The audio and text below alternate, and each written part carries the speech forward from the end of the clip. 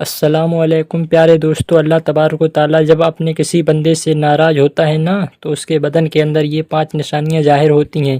جب بھی اللہ تبارک و تعالیٰ کسی بندے سے ناراض ہوتا ہے تو یہ 5 نشانیاں اس کے بدن میں ظاہر فرما دیتا ہے، جس سے کہ لوگ دیکھنے والے دیکھ کر کے سمجھ جاتے ہیں کہ یہ بندہ وہ ہے کہ جس سے اللہ تبارک و تعالیٰ ناراض ہے، چاہے کوئی مرد ہو یا عورت ہو، نوجوان لڑکا ہو کوئی نوجوان لڑکی ہو، جس کے بدن میں بھی یہ 5 نشانیاں ظاہر ہونا، 5 نشانیاں آپ کو دکھیں، چاہے آپ کے خود کے اندر دکھائی دیں یا کسی کے اندر دکھائی دیں، محلے کے اندر کوئی شخص اس کے اندر یہ 5 نشانیاں دکھائی دیں تو سمجھ جانا کہ اللہ تبارک و تعالیٰ اس بندے سے ناراض ہے، اللہ راضی نہیں ہے۔ اب وہ 5 نشانیاں کون کون سی ہیں، بڑے دھیان سے اس ویڈیو کو دیکھیے، انشاءاللہ تبارک و تعالیٰ اسے سننے کے بعد آپ کا ایمان تازہ ہو جائے گا۔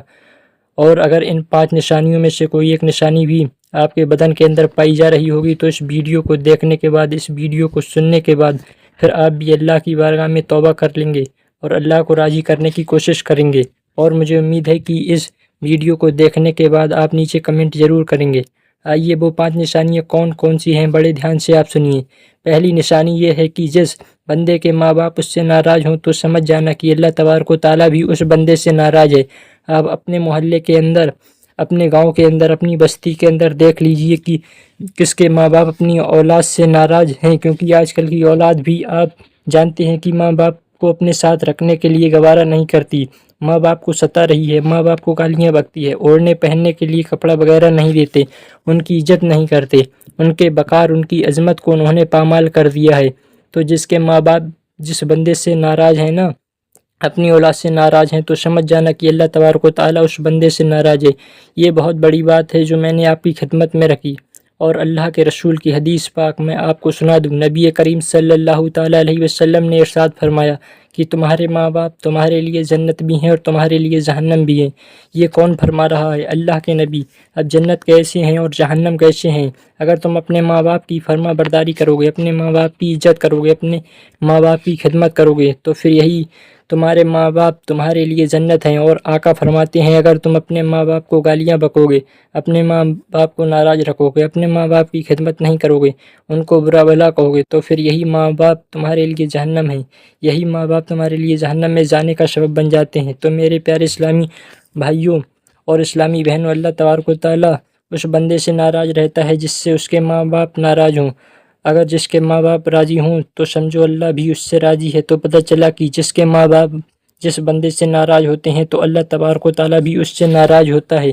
نمبر 2، نمبر دوسرے پر آتا ہے کہ اللہ بندوں سے جب اللہ تبارک و تعالیٰ کسی سے ناراض ہوتا ہے نا تو اس بندے سے سجدوں کی توفیق چھین لیتا ہے۔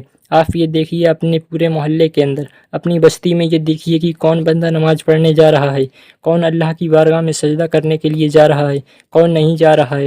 5 وقت کی اذان ہو رہی ہے، نماز پڑھنے نہیں جا رہا ہے، تو سمجھ جانا کہ اللہ تبارک و تعالیٰ اس سے ناراض ہے۔ چاہے تو اس کے گھر میں کتنی بھی دولت ہو، چاہے اسے کتنی بھی اچھی روزی روٹی مل رہی ہو، اچھا کاروبار چل رہا ہو، اگر کاروبار اچھا چل رہا ہے، آپ کو روزی روٹی اچھی مل رہی ہے، آپ کا گھر مکان اچھا ہے، آپ عیش و عشرت کے ساتھ رہ رہے ہیں، تو پھر یہ مت سمجھیے کہ اللہ آپ سے راضی ہے۔